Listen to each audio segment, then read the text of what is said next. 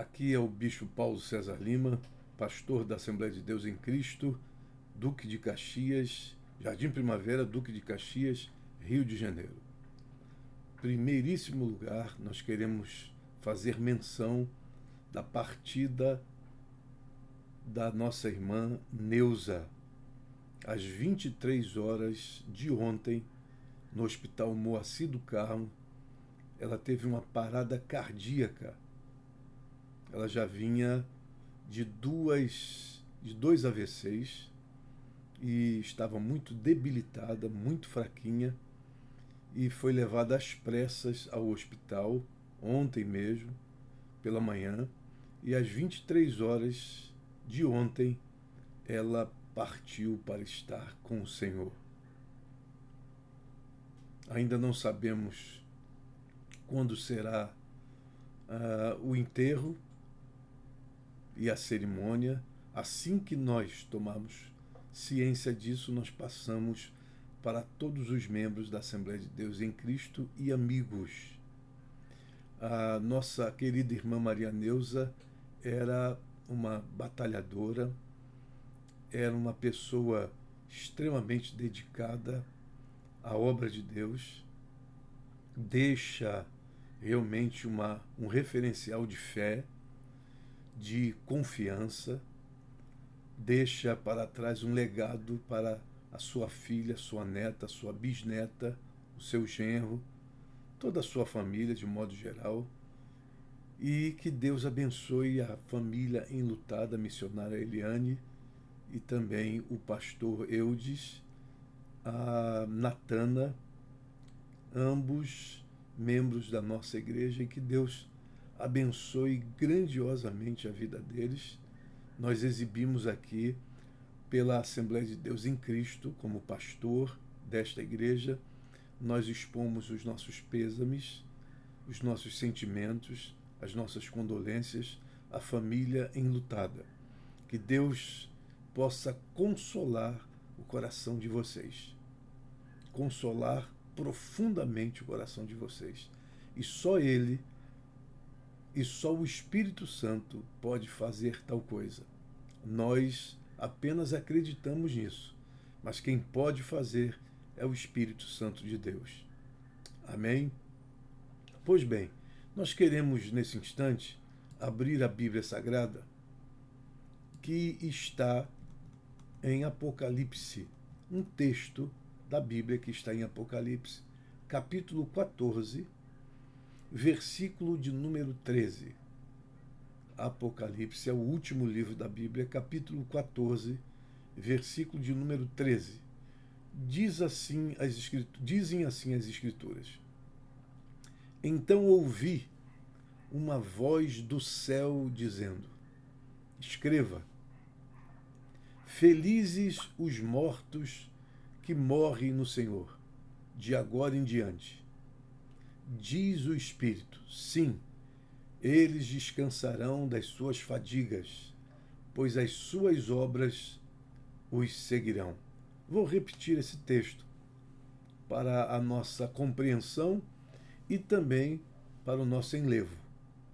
Apocalipse capítulo 14, versículo 13 diz: então ouvi uma voz do céu dizendo: escreva, felizes os mortos que morrem no Senhor de agora em diante.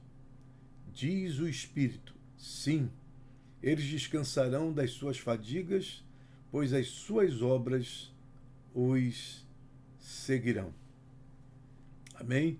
Curve a sua fronte e ore comigo nesta hora, onde nós estamos fazendo essa live para passar a vocês uma reflexão na Escola Bíblica Dominical Online, que está chegando ao seu fim, porque no dia 13 de setembro nós já estaremos no templo sede das Assembleias de Deus em Cristo, recebendo as pessoas que virão para aprenderem a palavra de Deus na Escola Bíblica Dominical ao vivo, presencial, com todos aqueles detalhes de segurança que a gente pede a todos os membros.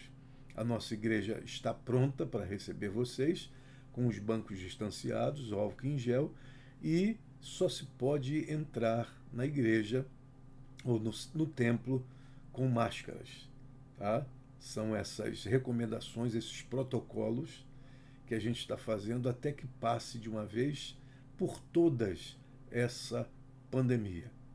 Que Deus abençoe vocês, em nome de Jesus. Curve a fronte e ore comigo nesta hora. Pai Celestial, em nome de Jesus Cristo, primeiramente queremos te agradecer pela vida, queremos te agradecer pela vida eterna, queremos te agradecer, ó Deus, pela vida abundante que tu tens nos dado, queremos te agradecer por essa vida plena, planificada de alegria, de poder viver, de viver bem, de saber viver, de interpretar a vida da melhor maneira possível, de fazer, ó Deus, ter a percepção correta no mundo em que se vive. Deus, nesse instante, queremos te agradecer por tudo isso que tu tens dado a cada um de nós. Queremos te agradecer por todas as pessoas que, de forma indireta ou indireta, estão envolvidas com a nossa existência. Deus abençoe a cada uma dessas pessoas. Abençoa todas as igrejas que existem no mundo, todas as casas que são levantadas para a adoração do teu nome, Pai. Todos sejam abençoados em nome de Jesus Cristo. E, Senhor, nesse instante, permita-me fazer um pedido especial pela família enlutada da irmã Neuza, que aprouve a tua soberana e sacrossanta vontade de levá-la para ti, Senhor. Ela descansa na tua presença. Nós queremos pedir o consolo do teu Espírito a esta família, em nome do Senhor Jesus. E também por todos os membros da Assembleia de Deus em Cristo, sejam abraçados, sejam tocados, sejam abençoados, em nome de Jesus. E Deus nos dá compreensão dessa reflexão que nós estaremos fazendo e que ela possa, de uma maneira ou de outra, abençoar todos aqueles que a ouvirão. Em nome de Jesus Cristo, teu Filho, nós te pedimos e agradecemos. Amém. Pois bem, eu primeiramente vou botar aqui no modo avião para não ser interrompido e abrir o nosso cronômetro para a gente saber até onde a gente vai. Pois bem, lemos em Apocalipse, capítulo 14, versículo 13, onde a gente ouve: felizes os mortos que morrem no Senhor de agora em diante. Diz o Espírito, sim, eles descansarão das suas fadigas, pois as suas obras os seguirão. Bem, na vida nós temos bons momentos e maus momentos, boas notícias e más notícias. Recebemos hoje pela manhã do pastor Vantuil essa notícia que nos pegou de surpresa. Surpresa nem tanto, mas nos pegou de qualquer maneira, tocando o nosso lado, o nosso sentimento mais profundo. Porque convivemos com a irmã Neuza, interagimos com a irmã Neuza e nós sentimos uma saudade muito grande, vamos sentir por muito tempo. Aquele lugarzinho que eu sempre, quando subo ao púlpito, eu olho lá de cima e vejo o lugarzinho dela, onde ela sentava, onde ela sempre escolhia sentar, onde ela sempre estava, sempre os meus olhos a encontravam. E a gente vai sentir uma falta muito grande dessa irmã que era muito querida por todos os membros da Assembleia de Deus em Cristo, todo o ministério, todos os pastores. Deus abençoe a nossa irmã. E eu devo entender, nesta hora, que a vontade de Deus prevaleceu sobre tudo. A nossa irmã estava muito debilitada, muito frágil, muito fragilizada, melhor dizendo, e estava sem falar, sem andar, numa situação realmente muito difícil. Aprove a Deus pela sua soberana vontade de levá-la para estar com ele. É como diz o texto: descansarão das suas fadigas, pois as suas obras os seguirão. Que Deus abençoe grandiosamente a vida desta família por essa perda. E falando em perda, estamos falando também em luto. Luto é uma coisa que até hoje nós não compreendemos muito bem. Mas nós temos alguns símbolos que devem chamar a nossa atenção. Por exemplo, o símbolo da cor. Quando perdemos alguém, aqui no Brasil, a gente geralmente usa a cor preta para dizer que estamos de luto. Em alguns outros países, a cor usada é a branca. O luto, quando a pessoa está de luto, a pessoa usa a cor branca. Cada país tem a sua cultura, os seus mores, as suas formas de ser.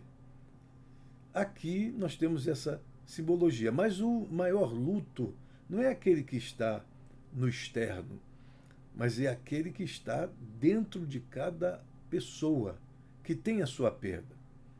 Porque o luto, ao contrário do que as pessoas entendem, é um processo, melhor dizendo, necessário e fundamental para preencher o vazio deixado por qualquer perda significativa. Então eu estou dizendo que o luto, ao contrário do que dizem, é um processo necessário e fundamental para preencher o vazio deixado por qualquer perda significativa, Não é apenas a perda de uma pessoa, mas também pode ser a perda de um objeto, de uma viagem, de um emprego, de uma ideia, seja lá o que for. O luto é uma coisa extremamente necessária e fundamental para preencher esse vazio, o vazio da perda. É importante também esclarecer que não existe uma sequência nesses estádios ou estágios que vamos falar do luto, não existe uma sequência, mas é comum que as pessoas que passam por esse processo apresentem pelo menos 2 desses estágios. É preciso dizer também que nem todas as pessoas conseguem passar por esse processo completo. Algumas ficam estagnadas em uma dessas fases: negação, revolta, barganha, depressão e aceitação. São essas 5 fases pelas quais nós passamos quando entramos em estado de luto. Vamos lá? Primeiro, negação. Segundo, revolta. Terceiro, barganha. Quarto, depressão. E quinto, aceitação. Vamos ver cada elemento desse para que a gente entenda mais de perto, tá? Essas fases pelas quais uma pessoa que está de luto passa, como eu disse, não são sequenciais, mas pelo menos tem que se apresentar na vida de uma pessoa que está de luto, pelo menos 2 dessas fases a pessoa tem que apresentar, ela precisa apresentar, para preencher o vazio da perda de qualquer coisa que ela tenha tido essa angústia, esse vazio na alma. Tá? Agora, existem pessoas, infelizmente, que não conseguem passar por todas as fases, mas ficam presas em algumas dessas fases. Algumas ficam presas na fase da negação, fica negando o tempo todo a realidade. A outra fica na fase da depressão, entra em estado de depressão, e a vida acaba ali naquele instante. E a outra entra em estado de revolta. É significativo dizer que essas pessoas que estão passando pelo luto, elas precisam de uma ajuda se possível profissional. Mas nós contamos com o consolo do Espírito Santo. Mas também não abrimos mão de uma ajuda externa que possa vir, já que todas as coisas que estão diante de nós como ferramentas, como instrumentos que devem ser usados para a nossa ajuda, tudo isso está debaixo da orientação divina. Eu acredito piamente nisso. Então não é negar a fé, negar a Deus, mas é usar o que Deus inspirou alguém, iluminou alguém, para que ele criasse esse tipo de ferramenta. Então, a ajuda de um profissional, quando uma pessoa fica paralisada em algumas dessas fases, é muito importante para que ela passe todas elas e chegue finalmente à fase da aceitação. Então vamos lá pensar um pouco nessas 5 fases. Primeiro, negação. Essa fase nada mais é do que uma defesa psíquica diante de um fato esmagador. Então, quando a pessoa nega, ele está fazendo uma defesa psíquica diante de um fato esmagador que chegou a ele. Outra coisa, nesta fase, geralmente a gente faz de tudo para não entrar em contato, melhor dizendo, com a realidade. Então, 2 coisas aqui nessa fase de negação. Primeiro, é uma fase de defesa psíquica diante de um fato esmagador. E, em segundo lugar, nesta fase, a gente faz de tudo para não ter contato com a realidade. Então, é uma fuga da realidade. É você tentar escapar da realidade. É você não acreditar que o que está acontecendo está de fato acontecendo. É você tirar o seu olhar da realidade e ficar negando o tempo todo aquela situação, como se ela não tivesse acontecido, mas o fato é que ela aconteceu. Então, essa é uma fase que tem a ver com a defesa psíquica da pessoa, de um fato esmagador. Nem todo mundo tem a mesma estrutura psíquica. Tem gente que passa por isso. Ele não entra nem na fase da negação. Ele já entra na fase praticamente da aceitação. Já há outro que começa com a fase da revolta. Ele nem passa pela negação primeiro, ele passa pela revolta. Ele vai para a fase da revolta e fica revoltado com tudo aquilo que lhe aconteceu. Então a negação passa a ser uma defesa psíquica diante de um fato assustador, um fato avassalador, um fato esmagador. Tá? E é sempre, nessa defesa, sempre a pessoa quer se distanciar o tanto que ela pode para não ter contato com a realidade. Essa é a primeira fase, é a fase da negação. A segunda fase é a fase da revolta. Nesta fase, o indivíduo se revolta com o mundo, se sente injustiçado e não se conforma por estar passando por isso, ou por aquilo que ele está passando. Ele não se conforma.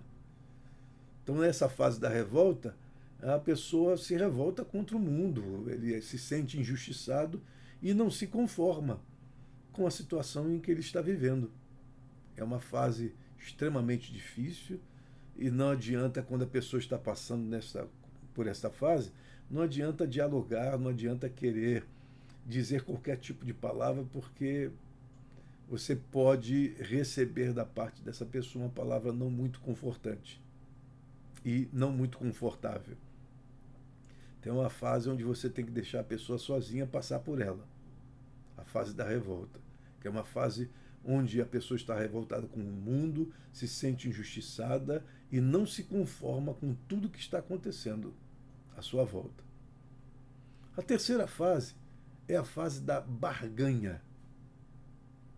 Essa fase é interessante, porque nesta fase o indivíduo começa a tentar negociar. Como assim? Ele faz tudo quanto é tipo de promessa a Deus. Nessa fase é quando a pessoa faz tudo quanto é tipo de promessa a Deus. que vai ser uma pessoa melhor, será uma pessoa mais gentil, mais simpática com todas as pessoas, que vai se dedicar a Deus por completo agora. É a fase da negociação, é a fase da barganha que a gente chama.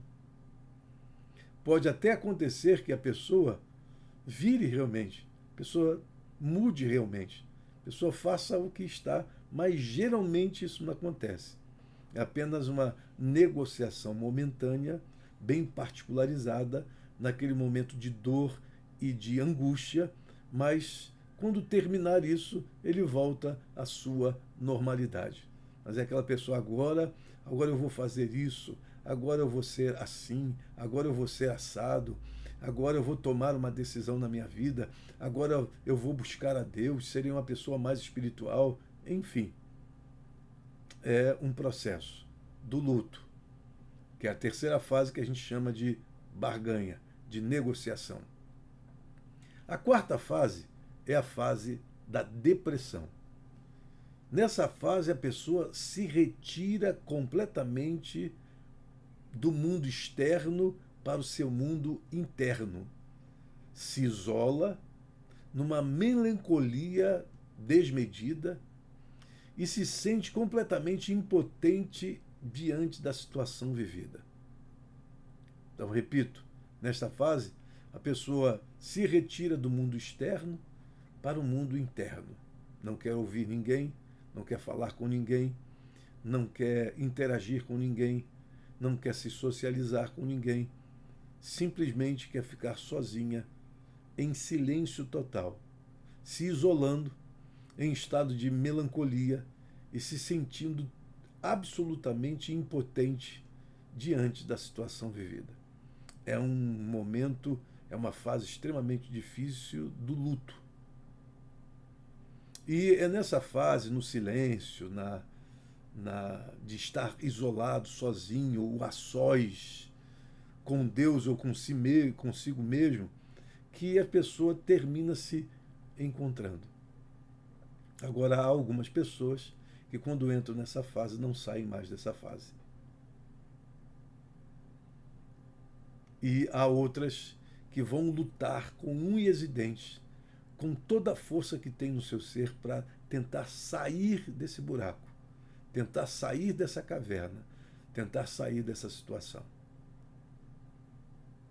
E é bom que essa pessoa tenha força e peça a Deus força, porque alguém me ensinou há muitos anos atrás, quando ainda novo convertido, que quando eu não tivesse condições, forças, motivação para orar, que eu apenas pedisse a intercessão de Jesus por mim. Você só orasse assim: Senhor, intercede por mim, porque eu não consigo.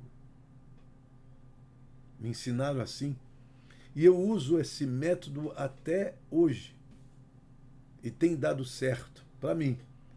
Cada um é cada um, cada pessoa tem a sua experiência com Deus, mas vai aí uma dica para quem está em estado de depressão, quem não tem motivação nenhuma, nenhum entusiasmo, nenhuma força, está debilitado, está para baixo. Faça esse tipo de oração: Senhor, intercede por mim, porque eu não tenho forças. E a quinta e última fase é a fase da aceitação. É o estágio em que o indivíduo não tem desespero e consegue enxergar a realidade como realmente é, ficando pronto para enfrentar a perda ou a morte. O estado de aceitação é um estado de evolução, onde a pessoa fica pronta, o indivíduo fica pronto para se desapegar de todo desespero, e ele termina conseguindo enxergar a realidade como ela realmente é. E ele fica pronto, psicamente pronto, estruturalmente pronto para enfrentar a perda e a morte.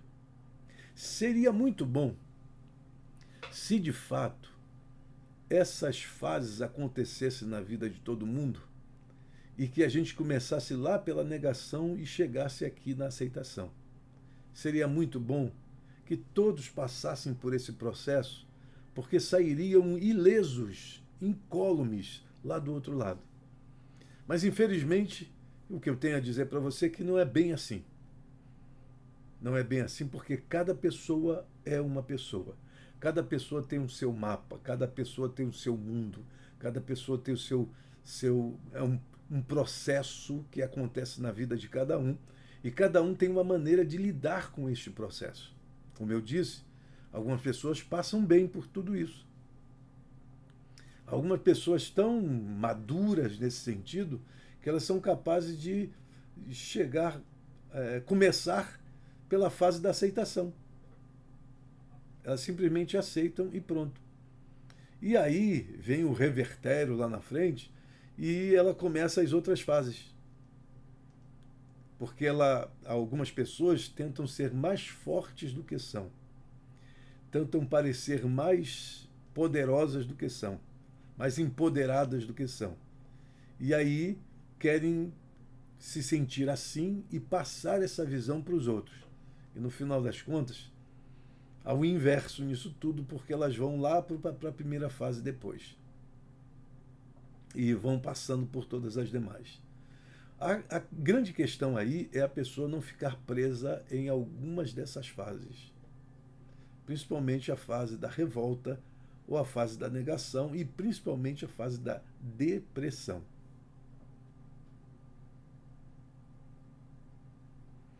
Agora, qual o texto bíblico que a gente pode pegar para falar sobre essa questão? Eu tenho um texto bíblico aqui que está em 1 Samuel, capítulo de número 30. E o capítulo de número 30 de 1 Samuel tem uma narrativa interessante sobre uma experiência que Davi, o rei Davi, passou com todos os seus bravos, com todo o seu exército. E o que aconteceu? Diz assim o capítulo 30, versículo de número 1 de 1 Samuel. Quando Davi e seus soldados chegaram a Ziclag, no terceiro dia, os amalequitas tinham atacado o Negev e Ziclag e haviam incendiado a cidade. Olha o que diz o versículo 2. Levaram como prisioneiros todos os que lá estavam, as mulheres, os jovens e os idosos. A ninguém mataram, mas os levaram consigo quando prosseguiram seu caminho. Aí vem o versículo 3.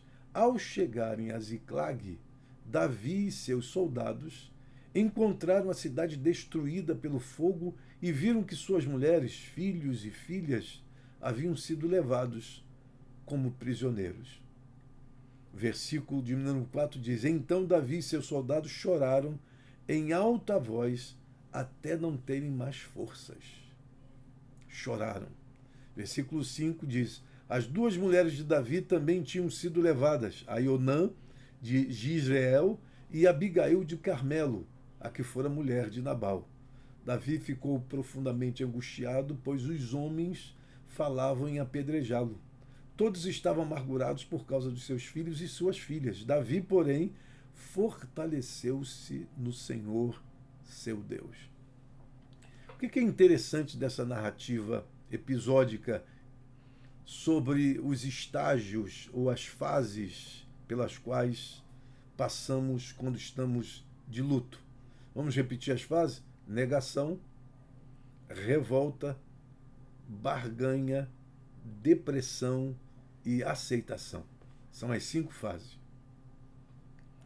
Então, olha só a narrativa. A narrativa diz que Davi chega com seus soldados em Ziclag e de longe, quando ele olha para a cidade está totalmente destruída, tinha sido incendiada e mulheres, jovens e idosos, nenhum deles foi morto, mas todos foram levados pelos amalequitas. E aí aquele choque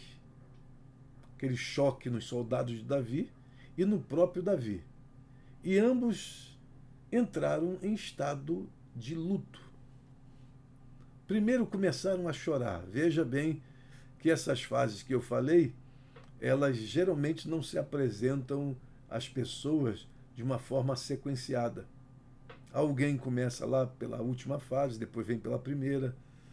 Uns começam no meio, outros começam na primeira, depois vão para a última fase. Enfim, cada um é cada um. Mas eles começaram a chorar. Eles começaram a chorar. E choraram até onde podiam chorar. Interessante dizer que você vê, você tem um problema diante de você e você chora e coloca tudo para fora como uma angústia.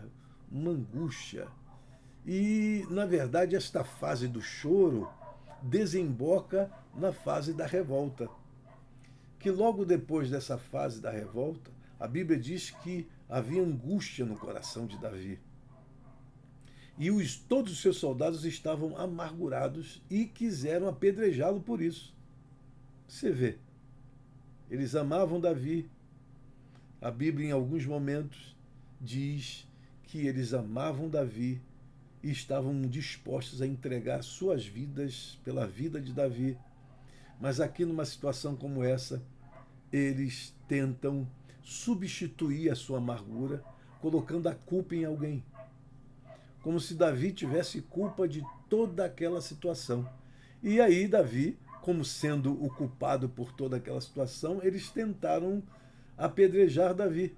Mas Davi não era culpado de nada. E nem eles também. Foi um fato que aconteceu. Eles saíram para uma batalha e quando voltaram, encontraram a cidade toda incendiada e as mulheres, os jovens e os idosos foram levados. Enfim, uma situação extremamente difícil. Ninguém que passa por uma perda, seja ela qual for, de morte, perda de ideias, perda de objetivos, perda de uma viagem, qualquer coisa que você perdeu e que traz um tipo de sentimento em você grave. Toda perda é ruim. E não adianta você se fazer de forte. Você tem que ser apenas humano numa situação como essa. Não tente ser de ferro, que você não é. Você é de carne e osso.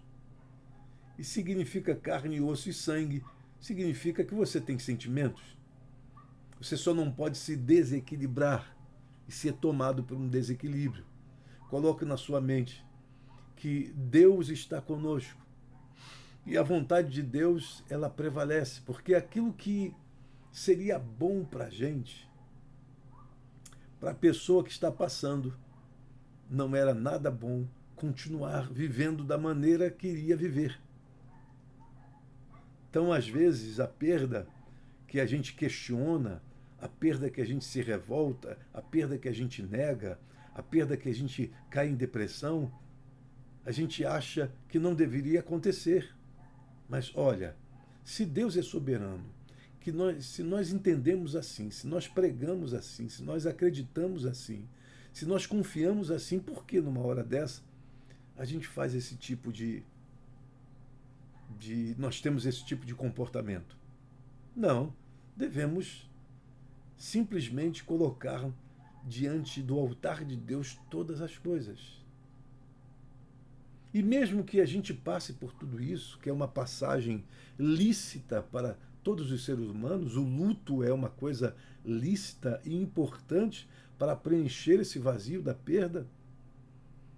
Mesmo que a gente entre nesse processo, que a gente entre e saia dele em nome do Senhor Jesus. Que a gente não fique preso em alguma fase particular. Principalmente a fase da revolta e a fase da depressão. Essas duas fases, geralmente as pessoas ficam... Tem gente que sai da igreja, tem gente que não volta mais para os cultos, tem gente que não quer saber mais de nada, porque entram em estado de revolta. Mas revolta contra quem? Contra quê? Porque o Deus da sua vida e o Deus dos seus pais e o Deus da sua família, ele fez o que tinha que ser feito. E segundo a visão do Apocalipse, felizes são aqueles que dormem no Senhor.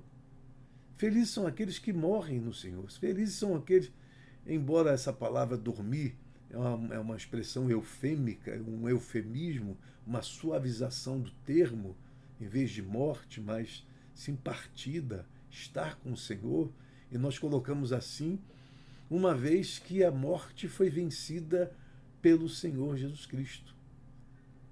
Eis que estive morto, mas estou vivo e tenho as chaves da morte e do inferno. Ou seja, Jesus está no controle de todas as coisas. Antes, quando a pessoa morria, ela entrava naquele estado de esquecimento. Mas hoje, a Bíblia diz que aqueles que morrem vão para estar com o Senhor, ausente nesse corpo, presente com o Senhor. E estamos presentes com Ele em todo o tempo, mesmo vivos ou mortos, estamos presentes com Ele.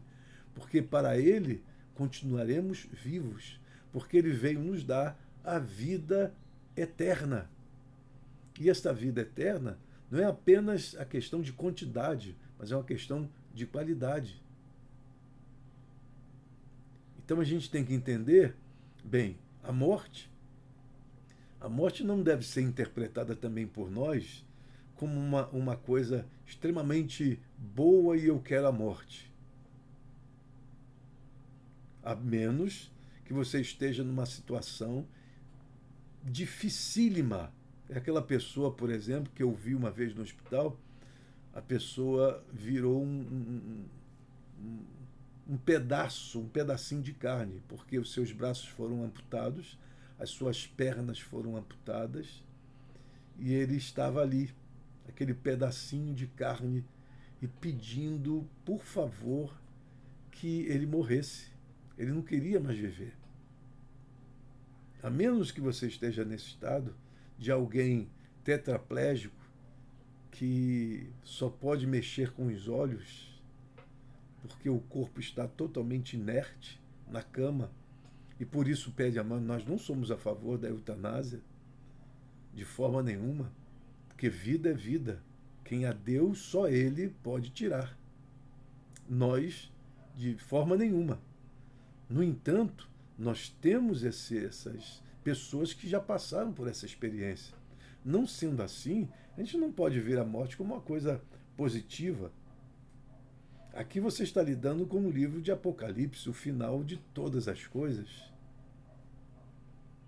E outra coisa, a situação, o ambiente contextual, o pano de fundo histórico, era uma situação esmagadora, porque havia perseguição por todos os lados e os cristãos estavam sendo mortos pela perseguição.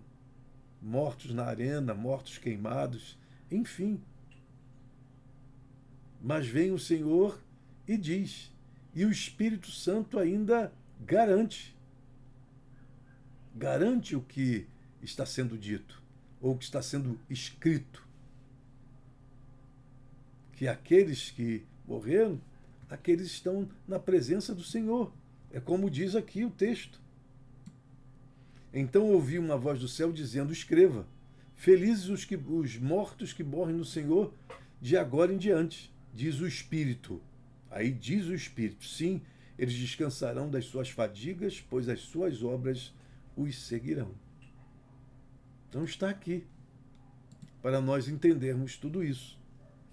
Pois bem, o que eu estou dizendo a você é porque as pessoas lidam com isso ou com muita espiritualidade, ou com espiritualidade média, ou com pouca espiritualidade, ou sem nenhuma espiritualidade.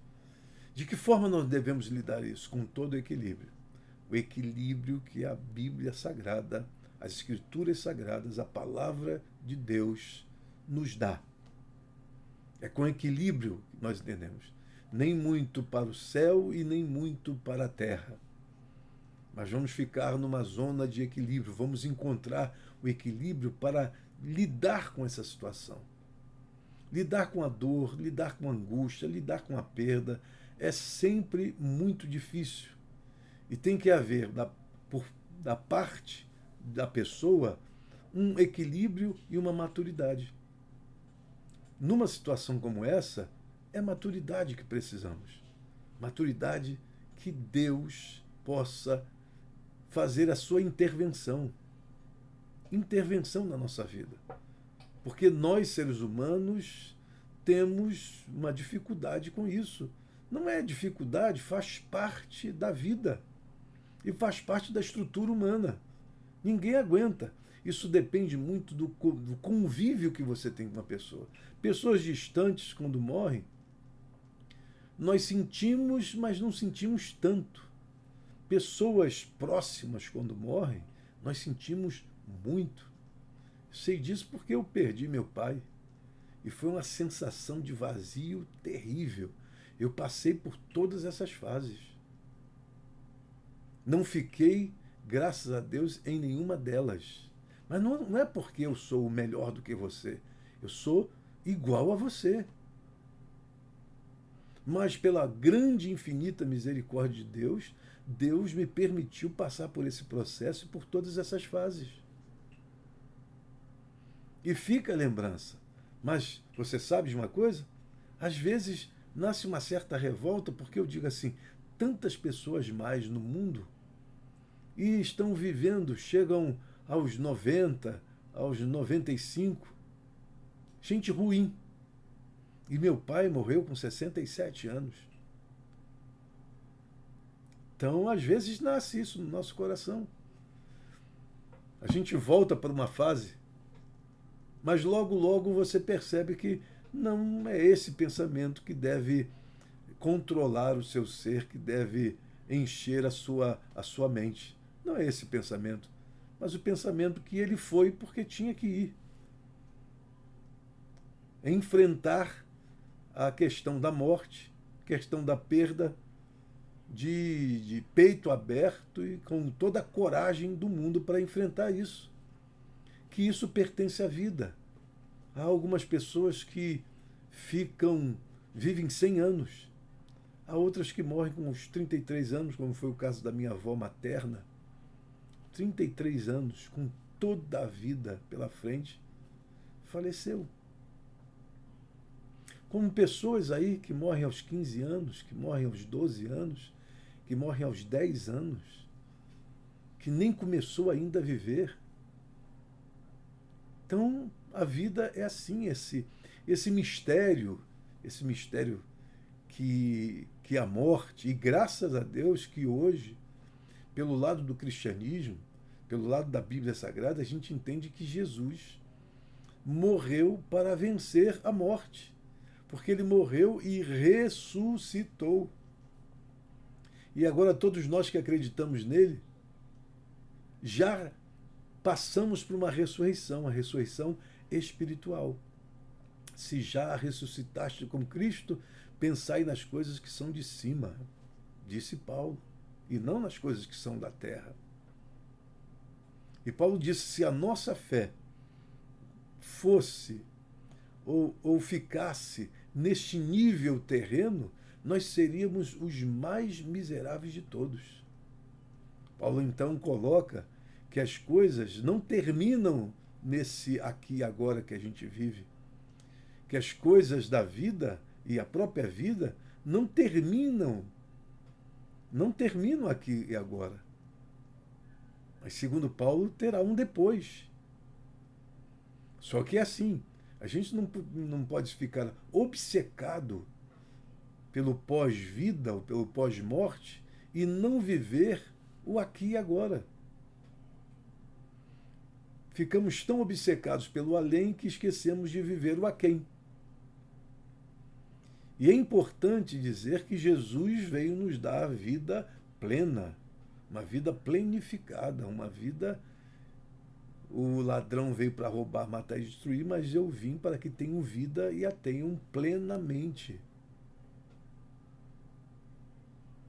Então, o que eu quero passar para vocês é que eu não vou fazer uma apologia à morte, com tudo que a Bíblia nos diz.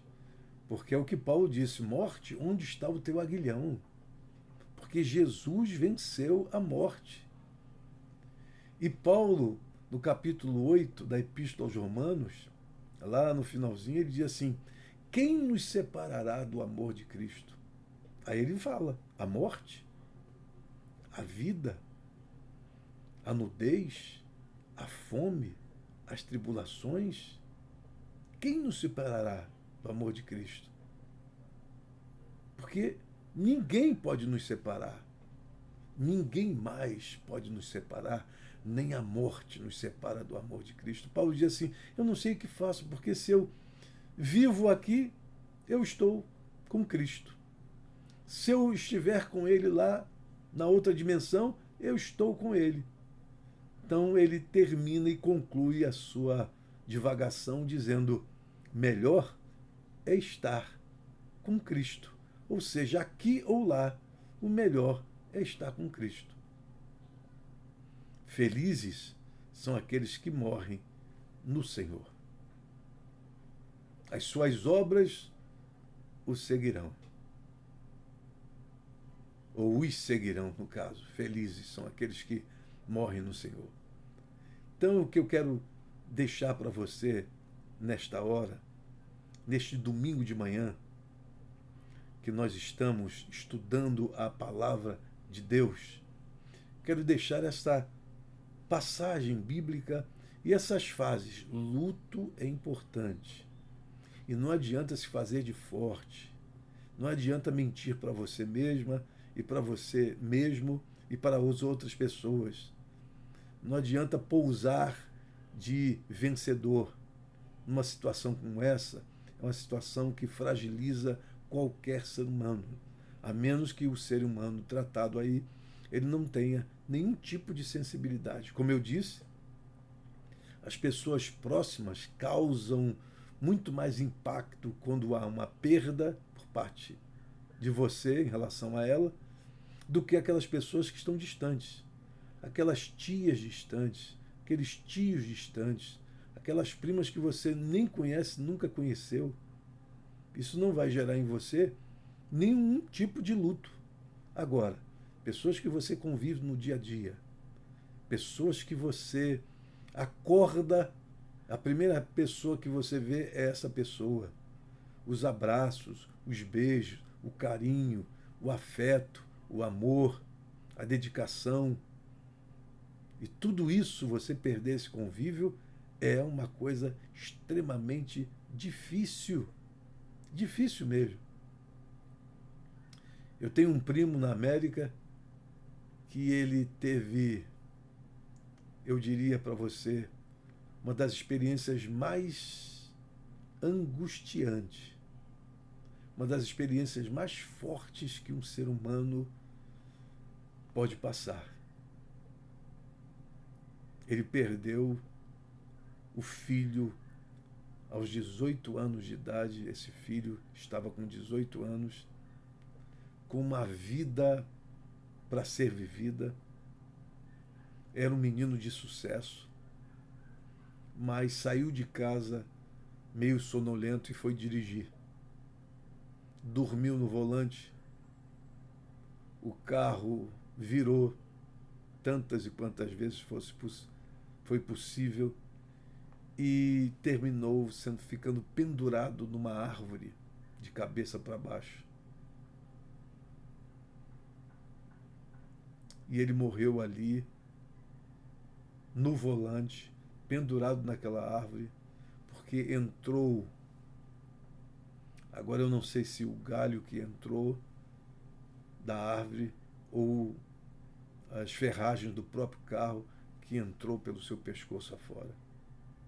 Quando meu primo chegou ao local do acidente, ele olhou para baixo e estava todo o sangue do filho ali embaixo. Até hoje, o meu primo está passando o luto da perda. E por que isso? Porque era o filho que morava com ele. Eles acordavam junto.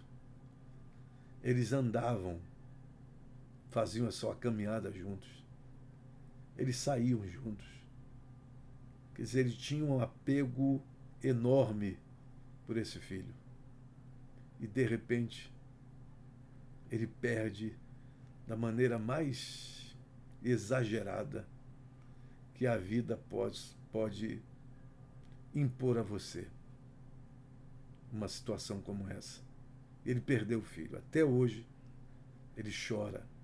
Ele fica zigue-zagueando entre essas fases do luto. Ora ele está revoltado, ora ele está em estado de depressão, ora ele barganha, ora ele nega, enfim, ora ele aceita, mas ele ainda é muito cedo para ele sair desse estado de luto. Ele vai passar, ainda tem um bom tempo para ele passar, e talvez nem passe, só com a misericórdia de Deus para tocar no seu coração. Assim, porque assim é a vida. A vida nos apronta peças, e peças tão radicais que nos ferem mortalmente. O meu primo perdeu uma parte do seu coração. Eu, quando perdi meu pai, perdi uma parte do meu coração. E a vida é assim. Eu tenho uma mãe com 87 anos. Mora comigo.